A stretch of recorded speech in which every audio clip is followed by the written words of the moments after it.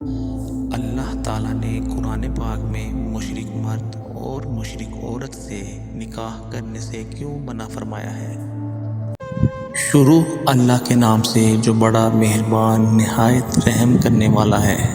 اور مشرک عورتوں سے اس وقت تک نکاح نہ کرو جب تک وہ ایمان نہ لے آئیں۔ یقیناً ایک مومن باندی کسی بھی مشرک عورت سے بہتر ہے، خواہ وہ مشرک عورت تمہیں پسند آ رہی ہو۔ اور اپنی عورتوں کا نکاح مشرک مردوں سے نہ کراؤ جب تک وہ ایمان نہ لے آئیں، اور یقیناً ایک مومن غلام کسی بھی مشرک مرد سے بہتر ہے، خواہ وہ مشرک مرد تمہیں پسند آ رہا ہو۔ یہ سب دوزخ کی طرف بلاتے ہیں، جبکہ اللہ اپنے حکم سے جنت اور مغفرت کی طرف بلاتا ہے، اور اپنے احکام لوگوں کے سامنے صاف صاف بیان کرتا ہے تاکہ وہ نصیحت حاصل کریں۔